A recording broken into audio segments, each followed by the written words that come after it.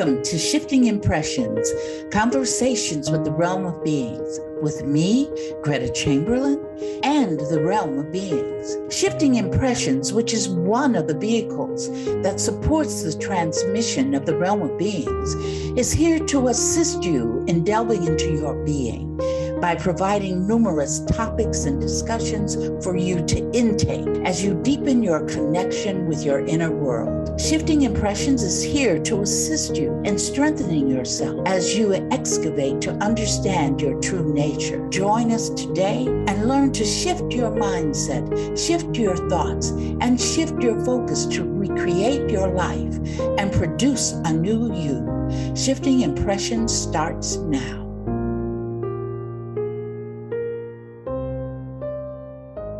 Good morning and welcome to Shifting Impressions, Conversations with the Realm of Beings. I'm Carol and I'm here with Greta and of course the Realm of Beings. Leigh had some travel issues, so she will not be joining us today. We are happy to be here on Transformation Talk Radio every Friday at 10 a.m. Eastern Standard Time, 8 a.m. Pacific Time. Listeners, thank you for being part of this experience. These conversations will help you to look at your life and your creation of reality, to see what you're creating, how it affects and shows up in your life, and help you to change what it is that you would like to shift. So welcome. If you're new to the podcast, every week Greta gets a quote from the Realm of Beings, which we discuss, and later on the realm will be in the discussion themselves. This week, the quote is prosperity. Energy abounds in me. Remember that you are the creator of your world and no one else. Good morning, Greta. Good morning, Carol. How are you this morning? I am very well.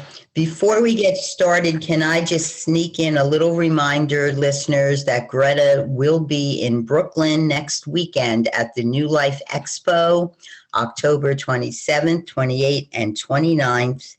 It's at the BK Loft 26, and that's at 153 26th Street. You could probably look up details on the website, realmofbeings.com. All right, let's get going with the quote. So we're still talking about prosperity. We're talking about energy. We're talking about we create our own prosperity and we create our own reality. And I think a key point here is no one else. Again, a reminder that everything we create, it is our creation of reality. Nobody else is creating for us. Absolutely. You know, sometimes we, for those of us who realize that we create our own reality, sometimes we forget, like, especially if we get into certain unhappy interactions with others, we tend to have a tendency to look at the other person, look outside ourselves, and that is not the case. So we would like our audience to start when looking at what you are creating, you know, paying attention to it, questioning, why did I bring this person into my reality? Why am I experiencing this? And really go deep within yourselves, you know, go inward and use the text. We recommend the text Louise Hay, You Can Heal Your Body, and she has mental equivalencies in several of her other books as well, if I'm not mistaken. And then Jacques Martel, the Encyclopedia of Ailments and Diseases, which is a thicker book. And we showed the older edition on there. I actually have the new one now. Oh, wow. Yeah. Okay, you gonna show it to us? Okay, great. I'm not sure how well the camera will pick it up, but that's what it looks like. It's a pretty big book. Right. So Excellent. it's Thank you, very Carol. Thank you. detailed and it's very helpful. Yes. Yes. When we're looking externally, another thing to remember is not to blame the other person and to recognize that they're there to help teach you a lesson. And as Greta said, you have to keep going inward to yourself and ask the questions, why? And what lesson am I trying to experience? Absolutely. I know there's a gentleman who years ago, I can't recall his book. I'm not going to get up and go find it, but he suggested the why game, that you look at a situation and you say, why did I do that? And then you give yourself the answer. You're going to feel the answer coming out of your unconscious. And so when you get that answer, then you say, why did I do that? So you're constantly going in and asking why, till you get down to the bottom of the actual reason for you experiencing that. So we call it the why game, but it's, I'll see if I can bring the book next week with me, and we can take a look at it and give his name, because definitely it's important for him to have the credit for that. That was a book I read back in the 1980s, early 1980s, late 1970s, when I started to look to see what is all this about. Yeah, just reading. And the why, again, we want to stress that that's an internal why. Asking someone else, I mean, I ask Greta all the time why, and I ask the realm why, but I'm truly asking myself why. Sometimes it's easier to talk to someone outside ourselves, even though it's really ourselves that we're talking to. That's what the answers are. Absolutely, because we're constantly saying that the challenges are internal. But so are the answers. Absolutely. Right. Everything is internal. It's not external. When you're dealing with the externality of things, then you are dealing with illusion, because that is what is outside of us. And when it says here, remember that you are the creator of your world, the realm is actually telling you, yes, you are. You create everything. You even create the people to come to you. I always think of it as a life as a box. Think of a little square box, and put a little statue in that box that's going to represent each one of us. So it's sitting in this box. I mean, not sitting, but standing in this box. And there's nothing in the box. Absolutely nothing. That's what it is like until we create reality. Now, the thing is that we begin to create reality before conception, because we're formulating these things. So at that point, before conception, before when we are incarnates but have not received the lessons yet, then we're in that box by ourselves. There's nobody else there, only us. And then we are given the lessons, and we say, okay, well, now how am I going to learn these lessons? I'm going to learn these lessons by choosing my parents, because they're going to give me the DNA. They're going to give me the epigenetics. They're going to give me cultural experiences. And all of this is going to help me to learn my lessons. So we actually create parents for ourselves that are going to assist us in learning the lessons that we have to learn. That is why you choose them. It's not, arbitrary. It's not to say, well, I like the way my father is tall and my mother is short. You know, that doesn't have a thing to do with it. What it has to do with it is that they are providing you lessons. Some of us decide that we want challenging lessons, and some of us decide we want easy ones. Then some of us decide we want a mixture. You know, it's all up to us. So we bring inside that box, the box starts to get crowded, starts to put things in it. I'm putting people, I'm putting places, I'm putting events, I'm putting emotions, I'm putting thoughts. All of that is going into that box. And that is so that is our creation.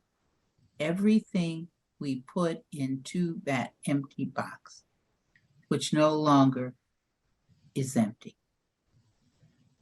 But it has energy, because it always has energy, because everything is energy. Absolutely. Absolutely. This whole existence, and I'm not talking about this universe or the planet Earth. I'm not talking about that. I'm talking about existence. And we've been telling people on the podcast that the universes go into infinity. There's no limit, because the force itself is not a limiting energy source. And we are part of that energy, not because we are it.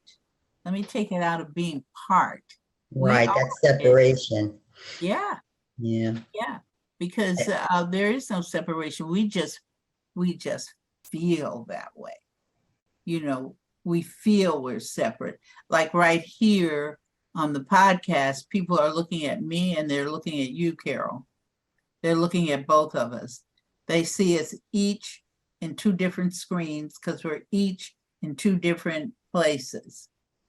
If you get rid of what you see behind us and you get rid of our physical bodies, then the only thing you're going to see is one energy, not two.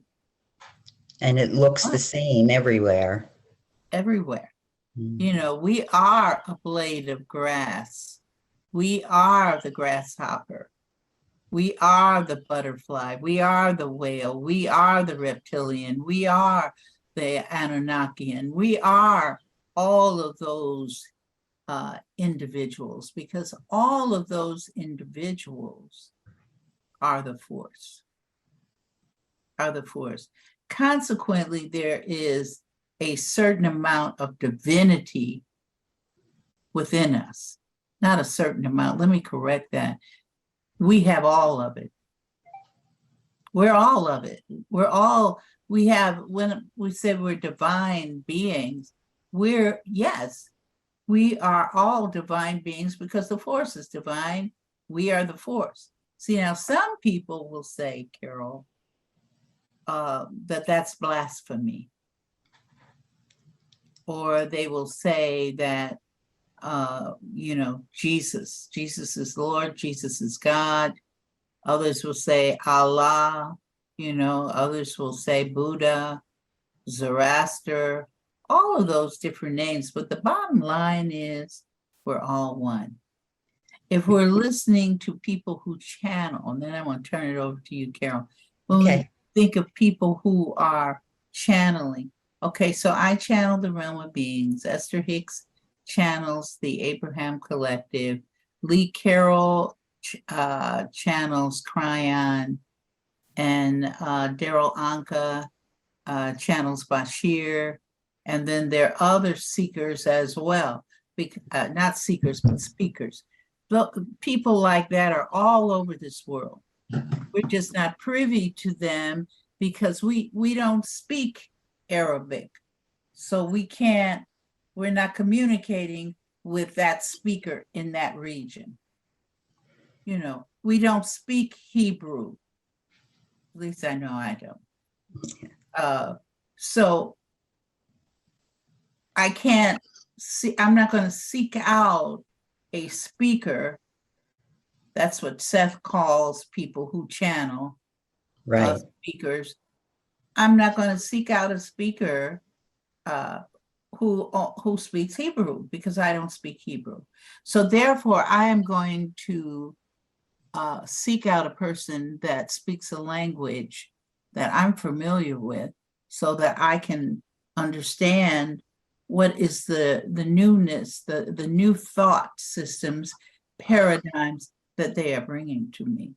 So, but there are many, many speakers in this world. Many. And just getting back to the religions that you named, and this is one of my topics that I've delved into fairly deeply. I started studying different religions and found out that they were all basically the same. And most of the stories that you read in the various books of these religions usually are the same stories too. And religion was basically a way of explaining the natural world to people who didn't understand it. We have science now for that. We have the ability, like you, Greta, to channel people that have, or beings that have knowledge that they can share with us. I mean, we just had a solar eclipse on Saturday. Can you imagine, the first civilization seeing a solar eclipse? They must have freaked out because they didn't understand what was happening. And, you had someone who decided to be the leader of that civilization tell them, well, this God is the sun, and the moon, another God, is taking over him. So, you need to give me money / power, and I can appease the gods on your behalf. And that was how religion started. But again, it's just a form of separation. We need to remember we're all one. We're all the force. Absolutely. I know that I chose to experience being a Baha'i. A lot of people have never even heard of that religion. It's considered the 9th religion in the world. You can check it out. B as in Bob, AHAI. Of course, it has a little mark in there. It originated in the country of Iran. And one of the teachings of that is that we are all one. Oh, that's good. Yes. And then the other teaching is that consequently, because we are all one, all the religions are one. The only difference is that the social orders are different. It's like in Islam, Muhammad stated that it was all right for you to have 3 wives. And he showed that by having, 3 wives. But it wasn't just the fact of having 3 wives. That was part of, and somebody can correct me if I was wrong or I am wrong, but how I learned it was that he had the 3 wives came from different parts of the world or from different ethnic groups, because he wanted to show a sense of oneness. So it wasn't just to say that I've got 3 women. It was specifically from a spiritual tip to show the oneness. However, having 3 wives is a social order. Right. That's a social order. It's like in Catholicism a long time ago, we couldn't eat meat on Friday. Oh yeah, I have some stories about that one. So that's a social order, so all of that's mixed in, but the bottom line, and I want to go back to people who channel. I realized, yes, I asked the ones that I channel when we were going to do the podcast, I said to them, what do you want to be called? And they told me the realm of beings. I said, that's what you want to be called? They said, yes. I had to get used to that name, you know. But one thing I realized, the Abraham Collective, I never think of Abraham as just Abraham. You know, I just always say the Abraham Collective. I think Esther Hicks probably says Abraham, but I say the Abraham Collective. And, you know, Bashir and Kryan, the realm of beings, Seth is another individual. They're all one. It's just that each one of us is teaching a different aspect of existence. Some people cue into the law of attraction. We teach that you've got to create first before you can attract anything. But people believe in the law of attraction, and that's okay. Whatever your belief system is, it's okay, because you are right where you are supposed to be because you put yourself there. Right. Right. You're not right there because this was your destiny. You're not right there because this is your fate. You're right there because you put yourself there. You see, and when you're in a place where you put yourself there and you don't like it, then you can get the heck out of Dodge. You know, you can go somewhere, you know, go do something else, change, you know. And all the things that you've mentioned, and you're right, they are all okay, but to bring it to a personal level, we have to remember that it was humans that wrote these books and established these tenets.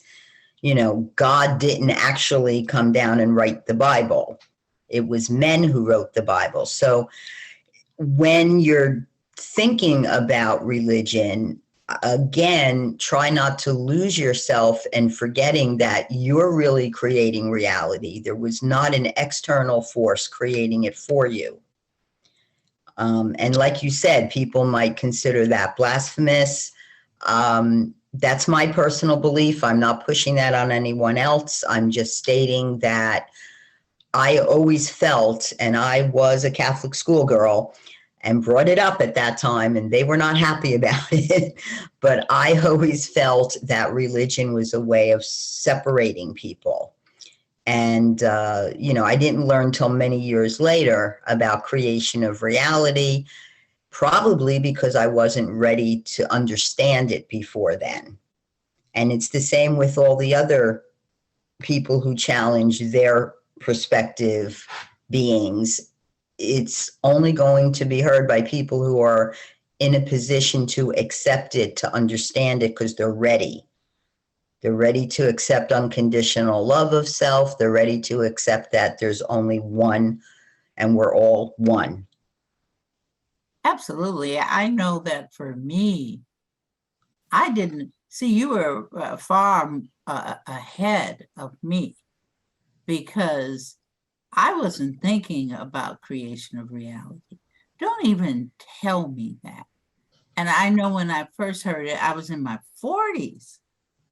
So here I'm going into my 40s, and someone standing in front of me, a wonderful woman by the name of Claudine, and she says, Greta, you know, you create your own reality. I tell her, shut up, don't tell me that. What do you mean I created all this mess? I didn't do that. You know, it took a while for me to understand, for me to decide, yeah, you're right. Because it's an inner feeling that you get when the light bulb goes off. See, my light bulb, as far as creation of reality, was off. All during, even though I was having psychic experience, I was having psychic experiences as a child like crazy. You know, sometimes my mother wouldn't, don't tell me. You know, I get ready to tell Mama, I want you to know, but don't tell me. Don't tell me. You know, but I still was not into that. I had no parents that believed that they created their own reality. They created to understand that things happen to them, but not to accept that they created it. Like my great grandfather used to travel the South and put a penny in his hands. I think I might have told the story, and rub his hands together, lay his hands on people and heal them. Notice what I said, heal them. That's what my grandfather thought he was doing. I am going around healing people. And there are people today who are doing all kinds of energy work, working with machines and all that kind of stuff. And what are they saying? I am healing people. No, you're not. You're not healing a doggone, not even a fly. If somebody, when I'm working on somebody, facilitating for somebody, and they say, oh, my headache's gone. I said, that's wonderful. That means they created for it to be gone. I might have sent the energy work there, but I'm not a healer. And some people ask me, are you a healer? Heck, no. I don't have the power to heal you. And nobody has the power to heal you. Except you. Absolutely. Right. If you go to the doctor, oh, this doctor was really good. He healed me from cancer. No, he didn't. You healed yourself from cancer. You are the main one that creates all of this. So you are the main one that accepts I'm going to have migraines or I'm not. You see, that's the bottom line of that. And that's where the mental equivalency to find out why you're having migraines can help you learn how to heal yourself when you understand the why. Absolutely. Absolutely. And it's good to understand but see, those mental equivalencies show you where your unconscious is. Where is your unconscious? And I mentioned this, I said, once when I was studying clinical psych, because I thought, oh, I want to be a clinical psychologist, but, I didn't stay. I stayed 5 years in that, and changed, just changed that whole paradigm. Okay, I'm going to leave this. Where am I going? And I asked for guidance. Where am I going? They sent me to naturopathic medicine. I said, my God, I said, that's as far removed from clinical psychology as you can get. But then, coming into that, then I learned that, okay, there is, look how we come together with that. The mind and the body, they cooperate with each other, the mind and the body, So it's to understand that we are in charge of everything. And I'm going to say this very simply, everything that is around you that you see, you are creating it. You cannot see it until you create it. And that's how powerful we are. We don't realize it. No, we don't. Some of us think, we're just weaklings. Man, if we knew how powerful we really are. I tell people, I said, before you open the door, you're going to create some kind of doorknob. Let's say you got to use it. You can't push it, but you got to use a doorknob. I said, just take a doorknob, simple doorknob. You created the doorknob in order for you to see the doggone thing. And in order for you to grab it, you had to create it. But wait a minute. Not only did you create the outward presence of how that doorknob looks, but you created all the elements that go into that, all the chemical chemical parts that go into that. You created all the cells. You created all parts of the cells. You created all the layers. You created the etheric body that holds the shape of the doorknob. You did all of that in a matter of not even a split second. Yeah, that's faster true. than that. Each one of us does that faster than that. When you step away out of your bedroom becomes not visible. You don't see it. And so what else also happens with it? It's not there. It doesn't come back to itself until you create it to be back to itself.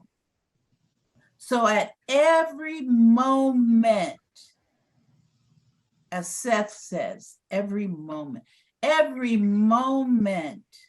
not every second. A moment is faster than a second. At every moment, you are creating reality, and you never stop. Even when you're in your sleep, you're creating a reality. If you're dreaming, that's another reality. You know, if you're flying around somewhere with your astral body, you're creating that reality to do that. So you are creating your experiences all the time, non-stop. No wonder I'm so tired all the time. Gretta, it's that time in the show, and listeners, we're going to take a short break, and when we return, the realm will be present and they will discuss the quote. Thank you for staying with us. We'll see you in a moment.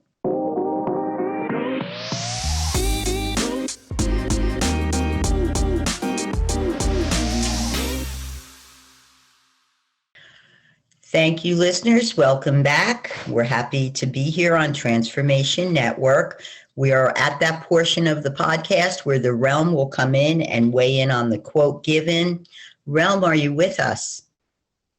Yes, we are all here. There are many of us. I'm just speaking.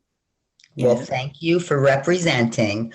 The quote this week we've been discussing, we're still expanding on prosperity, and energy abounds in me. Remember that you are the creator of your world and no one else. Take it away, Realm. Ta-da!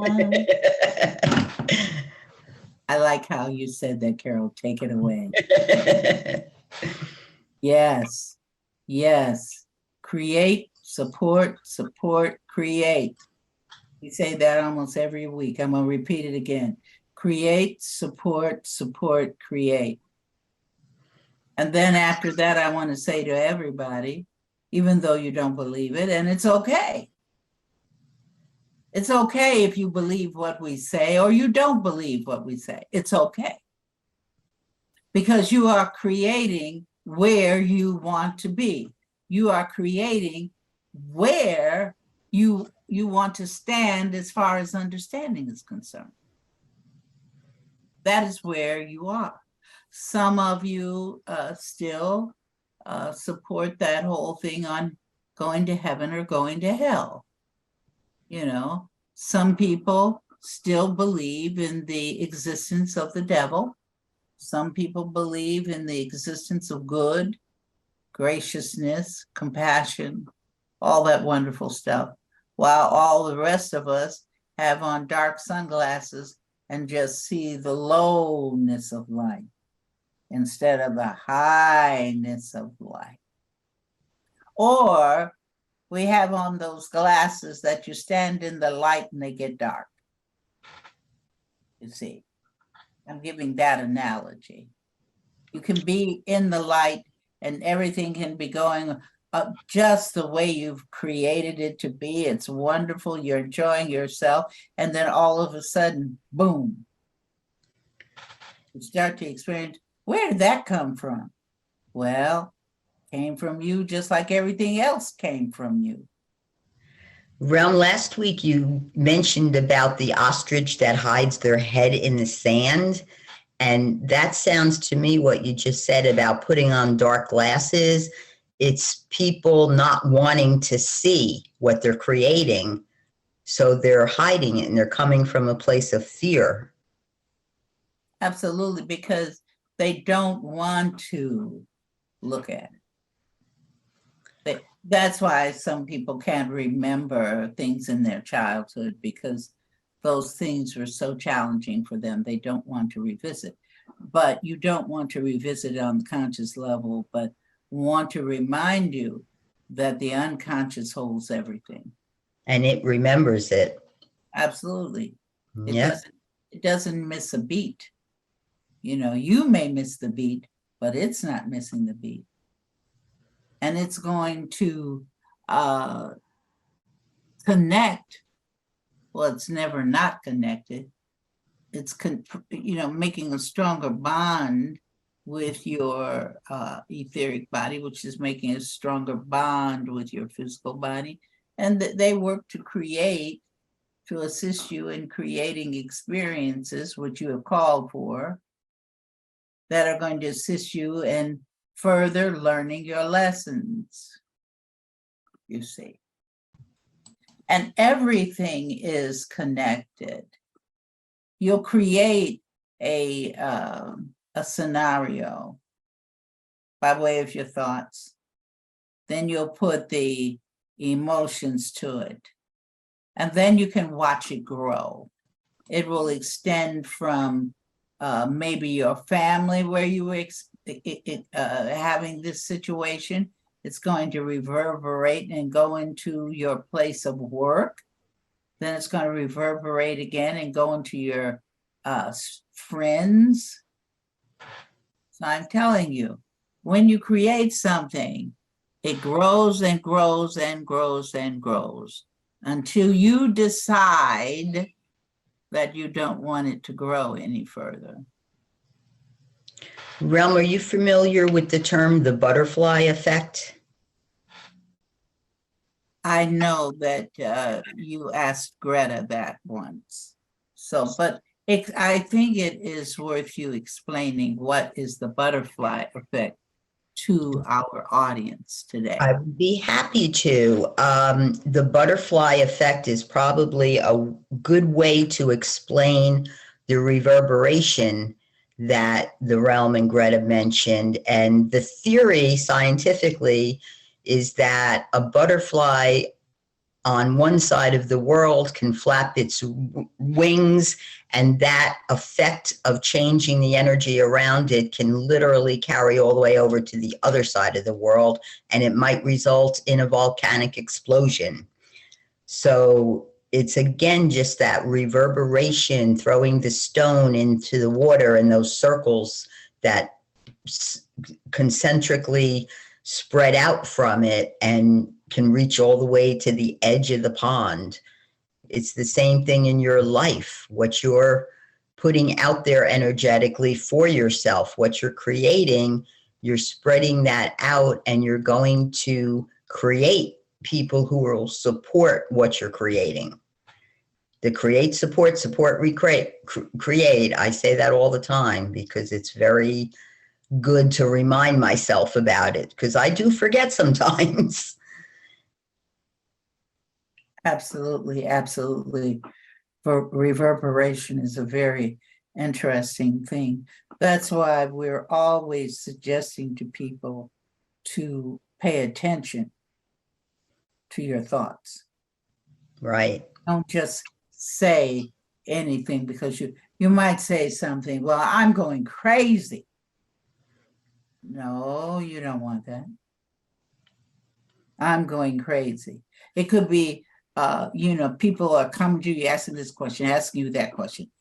Things are really hopping at work, and you say, I'm going crazy with this. Highly suggest you change that. And wording is important. Yeah, craziness. What that can reverberate into so many things. That you wouldn't want to. It's like saying, I have a cold. When somebody says, well, how are you doing today? Oh, I have a cold. What have you done? You've claimed the cold because you've had it. You're holding on to it. You're holding on to it with a lot of energy. because you told the person when they asked you how you feel, oh, I have a cold, you know. So, and what can that reverberate to? It can reverberate to all kinds of things. It can reverberate to pneumonia, you know. It can reverberate toward passing it on to other people. It can have all kinds of reverberations. Can it reverberate in the other direction? Yes, it can. You can decide, well, I'm only experiencing this cold temporarily and I'm through with it as of today. And boom, there it is, it's gone. Oops, there it is, come and gone, come and gone. Well, many, many years ago, I read, and I will admit I do not recall the name of the book, but I used to read a lot of books.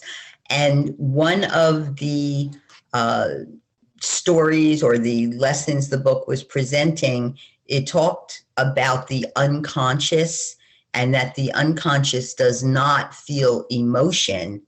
And it takes what you say and think literally. And it warned, just like you did, to watch what you say, watch what you think. Saying something like, oh, I'm going crazy, consciously you don't mean it, but your unconscious might say, oh, you want to be crazy? Let's get you committed to an asylum. And you can literally present what you said, even though you consciously don't want it. Your unconscious can't tell the difference. It's not going to think about that because, see, the unconscious is the force. The unconscious is the force. How the force views itself through its creations, it just sees the isness of something. It's not judging. It's not being critical of something. It just knows this is the isness. This is the isness of that. Although I'm going crazy, it depends on where you're at a different level. Because if you're just a jokester, then maybe it'll develop in, okay, that's a joke. But you still want to watch what comes out of your mouth, watch what you're thinking in your head, and so forth. You want to do that because it keeps you aware of yourself. It also keeps you aware of your growth, because the idea here is to grow and to keep growing. That's what the idea is here. So it's not to sit down and have a pity party for yourself. This is time to rise. I think we said that last week. Rise. Rise. Yeah. Words can shape energy very powerfully. And historically, I think people have always known that. In medieval times, people would not share their names with strangers because they felt, if you know my name, that gives you a power over me. I mean, obviously that's not true, but it does sort of exemplify the fact that words have power because they're usually backed by emotion and it's all energy. So you do want to watch your thoughts and watch what words you vocalize. Absolutely, because like you said, one thing you said, Carol, is that words, regardless of what language is being spoken, words are energy. They carry energy. Words are the force. Emotions are the force. Regardless of how you think it, there might be an emotion of sadness. That's the force. An emotion of happiness. That's the force. The force is everything that is. And everything that is the force. And within that understanding, there's only oneness. There is no separation at all. The separation comes from our personalities. We take on personalities. One is in your brain and one is in your mental body. Two personalities so far that come together that are dealing with some of these things.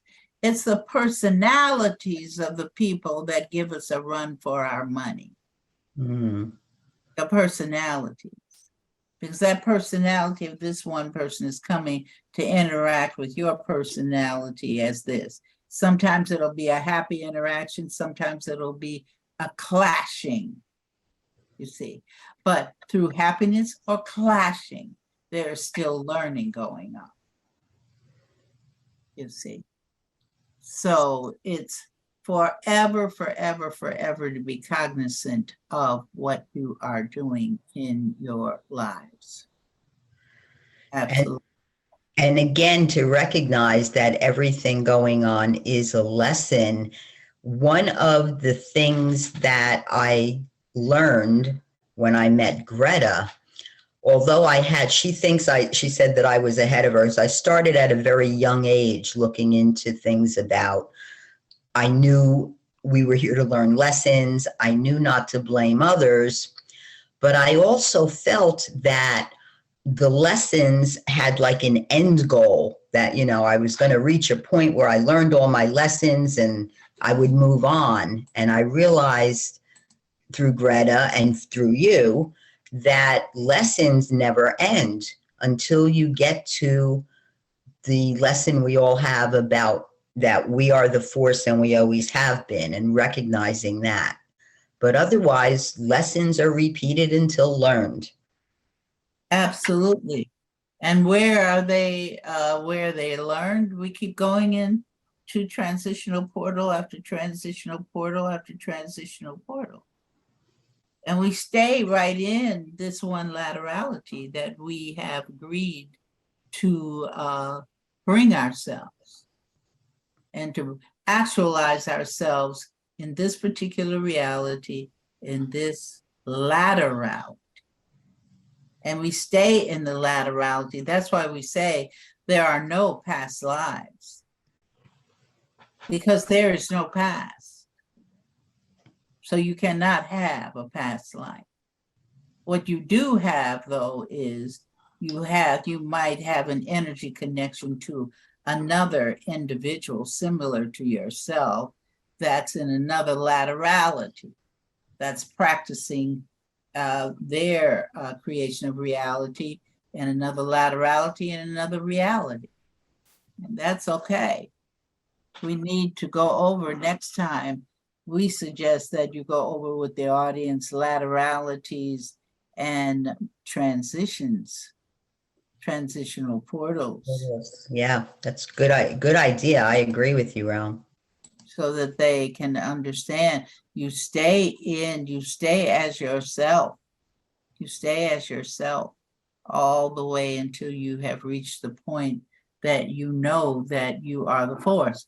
So anybody there that's out there in the audience saying this is poppycock, I am not the force, well, you've got a ways to go. But don't be discouraged. Just keep moving forward and learning, because this is what it's about. It's about learning.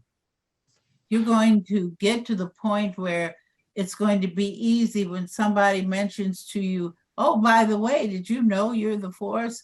You can say, oh, yes, I know that I am the force. Yes, I do. It may take you 100 years to get to that point. Some people may get to just 5 more years and they say, hecky, I'm ready to go. I'm ready to roll to the next transitional portal because I know I'm the force. You see. And I remember someone mentioning this or asking this of Gretta, but what happens when you get to that stage that you realize you're the force?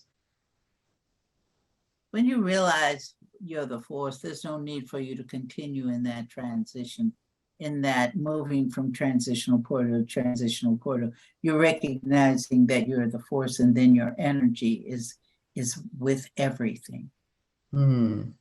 because it moves it out of the unconscious. See, your unconscious knows you're the force. It's just that you consciously don't know it. Right. So when you get to that point that you know you're the force, then consciously you are aware of that. And the consciousness and the unconsciousness melting together and become one, which melts is in that energy of the force anyway. It's right there. It's everywhere then, right? Yeah. Someone asked, well, it's always every. See, this is the thing, Carol. Because we are the force, we are everywhere right now. We just don't realize it. We don't realize it. Now, some people, it's going to take them 200 practices in transitional portals before they can even understand that, even begin to understand that, because there's so many things you have to lose. You have to get rid of the idea that you're separate. You have to get rid of the idea that you're a separate entity from that which you call God. The first step would be to see yourself as God. When you can get to that point, I see myself as God, then you know definitely you're the force. Because there's so many gods. But right. They're at a point that they understand that they are the force. But what is their relationship? Their relationship is to assist in the running of universes. That's very interesting. I like us to expand on that in a future podcast. We're ready to end shortly on this podcast realm. Any parting words? You know, our parting words are always the same. It's always good to hear them, though. And that is, it's important for you to love yourselves unconditionally, because when you create your reality based on that understanding, you're going to be experiencing high vibrational activities. And that is what we all want. So that's always the best thing to hear. Realm, thank you again for joining us. Listeners, thank you, whether you're listening live or whether you see us on YouTube. You can follow us on Facebook and Instagram and check out therealmofbeings.com. Until we see each other again, until we create each other again, everyone have a wonderful week. Once again, thanks for joining us at Shifting Impressions, Conversations with the Realm of Beings on TransformationTalkRadio.com. As you have explored today's creation of reality experience with the realm and me, Greta, each of you is being supported by us in further developing the understanding that you are not just an individual existing in linear time and space, but a multi-dimensional force of infinite possibilities who is connected to all. So begin to create the realities you want. Join us every Friday at 8 a.m. Pacific Time and 11 a.m. Eastern Time on Shifting Impressions at TransformationTalkRadio.com. So long until we create each other again next Friday.